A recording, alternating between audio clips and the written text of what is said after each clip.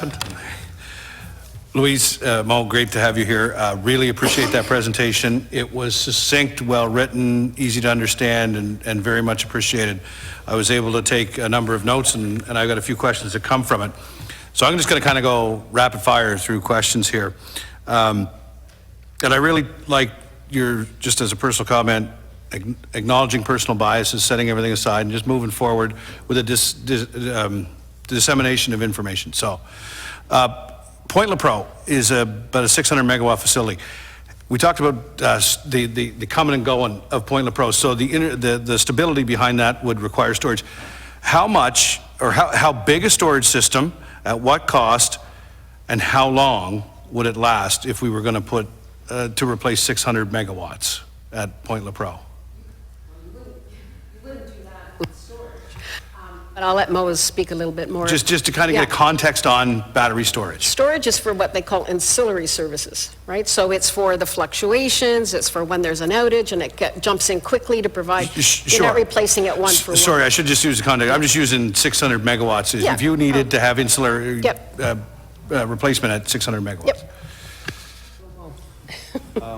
Well, I have the RFP here from New Brunswick Power saying they're going to build more wind, tidal, and some battery storage. I guess for 600 megawatts of nuclear, you would likely need more than 600 megawatts of renewables. The idea with renewables is that if you put just a few small projects, the problem of intermittency is greater. But if they're deployed at the same scale as like a 600 megawatt nuclear reactor, the fluctuations would start to decrease. And the reason why I say coupled with storage, as Louise said as well, is when those extreme events happen. Batteries respond on the order of milliseconds to seconds, so they're very fast and very reliable in that sense.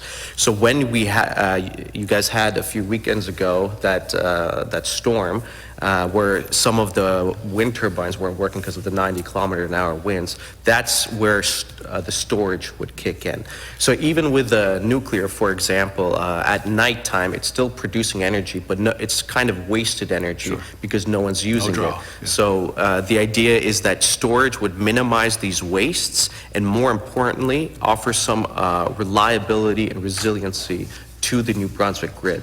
And in an ideal clean electricity strategy, we want to couple the storage with smart grids in a way that, you know, we're constantly monitoring where the energy is going, and when that problem of intermittency or Lepreau going down happens, we can respond right away. And ideally, you have enough storage. In this RFP, they're saying 50 megawatts, which is a very good start. But you can, once you have enough reliable storage, you can provide power when you need it to the people. This one's an information one, might have the information available, wouldn't be surprised if not. On the clean energy portfolio, we're $1.5 billion on an SMR project, $2.4 billion on comparable wind, solar, battery. Can you get the committee, if you don't have it right available, the breakdown of those costs? You know, we got the overarching ones, but can you get me the? It's in the list. So again, and it's in the Pembina report for that particular modeling exercise, and it breaks it down. Perfect. That would be very much appreciated. Interesting when you looked at we can't give New Brunswickers. Why can't we give New Brunswickers what they want? So there's a couple of I've often looked at that, and you hit a couple of categories. So I know, and in the research I've done, anecdotally even, of course, everyone wants to see a renewable increase in the electricity and in energy. But the question is, did you also ask at what cost increase would they be satisfied with? I just wondering, was that part of it? So what we asked in the study is what package of supplies options. So we had that same list that I had in the What You Like. I had the very same list, and I said, which options do you think would be better or worse for power rates? And they came out with renewables being better for power rates. And I can tell you, given that, think about this, of the 8.9% rate increase proposed by the MB Power, take everything else aside, the cost of fossil fuels is 7%. we would have had a 7% increase just with the cost of fossil fuels. So that is more costly to us and will get worse as carbon pricing goes up. So that's question 4. You're Well, jumping there you ahead go. on me here. There you go. If possible, can you provide data that backs up the claim that the rate increase is connected to the underinvestment in renewable energy and energy efficiency? Yes. If it's data, tremendous. If it's in essay form, Yes. I'd be very interested to get Yes. that. to have. So it's in our Energy and Utility Board's submission, which is in this list Oh, I okay. provided. And Reading it's- I haven't gotten to. But it's also actually in the rate application from MB Okay. Power itself. Okay. Yeah. Good, thank you very much. Interesting comment from the member opposite about green clean, the differential between the power. And just, I don't know whether this is a semantic question or what, but when you said all pollution matters, I was struck by the fact that indeed, you've got a waste issue, a variety of other challenges there. But when it comes to renewables that are considered to be green, so then does the extraction of the minerals and the issues related to that and, Yes. and the related pollution, are they Yes. exempt from that? No. All sources of energy need to be analyzed on a life cycle basis. In the package, by the way, I've provided life cycle assessment both from the International Energy Agency and from the National Renewable Energy Lab. Renewables do come out better, but that doesn't let anybody off the hook. You're still using steel, you're still manufacturing, you're still got oil in the units. No source of energy gets off the hook. That's the point. Regulation is regulation. Responsibility is responsibility. Perfect. The last question I have is basically a question that I've been asking and in various different iterations and different formats, and it's one of concern.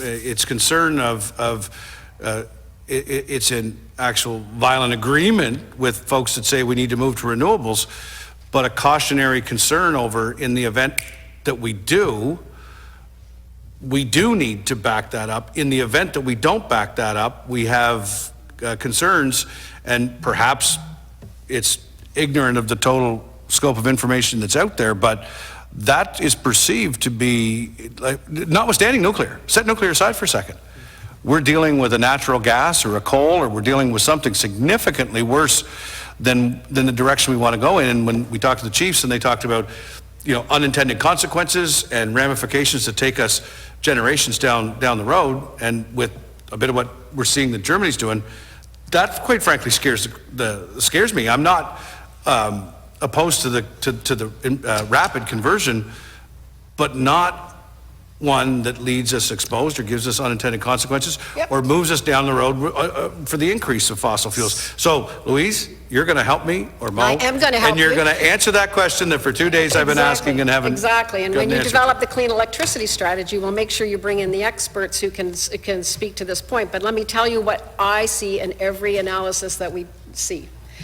Think about the future of the electricity system. First of all, it's going to be bigger, right?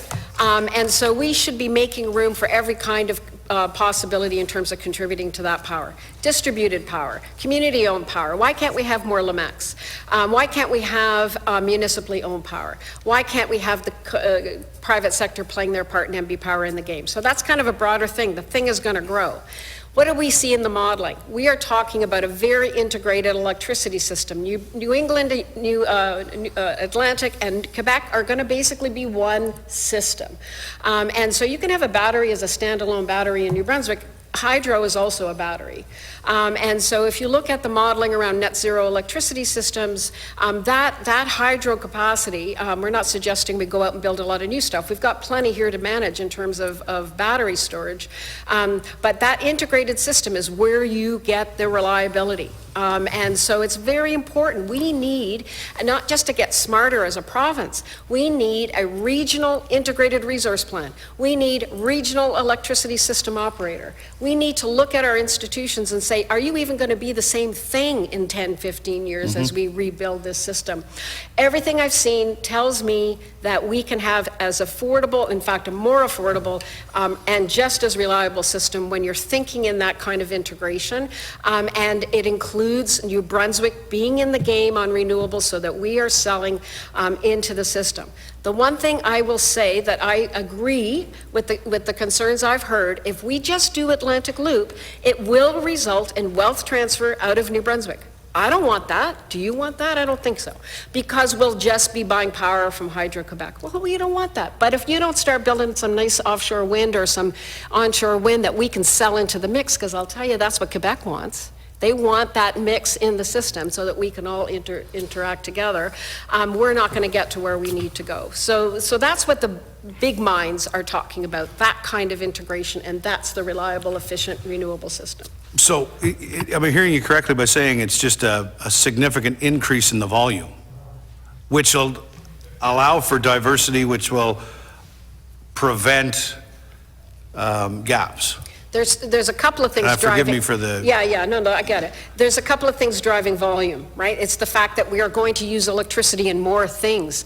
I have an electric car, right? And just think of the power of this, right? The F-150 electric vehicle has two-way capacity. It can run your house, right? So when I say distributed energy system, I'm talking about in our homes, we're all part of it. It's not just the big central stations anymore. We're all part of it.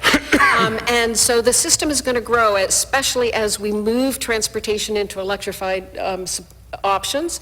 And we're going to use electricity more in industrial processes and in other activities. So people talk about a doubling or tripling of the size of the electricity system as we decarbonize. So we're going to grow it. And we're going to integrate it, and we're going to have a bigger mix of options, and that makes it more reliable. Is it dependent on the Atlantic Loop?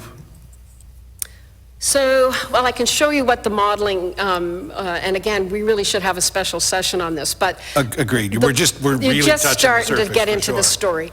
So the Atlantic Loop, we can do it that way. And it shows that it's cheaper to buy from Quebec. We've already got agreements. I just don't think it's the best outcome for New Brunswick just because it's cheaper. We can't do it, though, as well without the Atlantic Loop. We could, but it means you have to build a lot more higher volume.